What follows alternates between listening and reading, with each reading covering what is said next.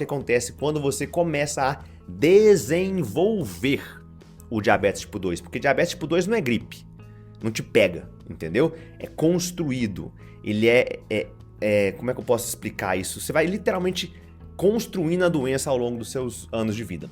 O que você precisa entender? Existe uma relação muito forte com o que a gente chama de resistência insulínica. Eu acho que você já ouviu isso várias vezes.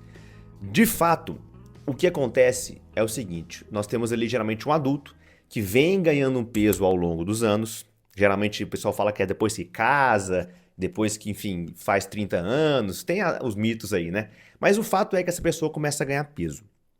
Quando ela começa a ganhar peso dentro do abdômen, começa a acontecer o que a gente chama de depósito de gordura visceral, ou seja, ao redor das nossas vísceras, especialmente o fígado e o pâncreas. Quando esses dois órgãos começam a ficar mais inflamados, rodeados de gordura e tudo mais, eles vão ter prejuízos no seu trabalho. De um lado, o fígado ele tem um prejuízo de regular a produção de glicose. Então, o nosso fígado ele produz glicose, não sei se você sabia disso, mas todos nós produzimos. E do outro lado, nós temos o pâncreas, que vai ter um prejuízo na produção de insulina. De um lado, você tem o fígado que começa a produzir mais glicose, ou seja, mais açúcar do que deve. E do outro lado, um pâncreas produzindo menos insulina do que deve.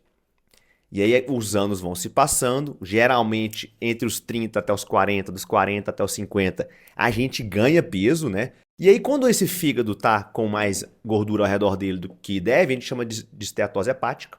E uma das consequências da esteatose hepática é a resistência insulínica. Ou seja, esse fígado ele começa a não ouvir mais o que a insulina está falando para ele. E geralmente o que a insulina fala? Vamos controlar a glicose? Vamos diminuir a produção de glicose do fígado?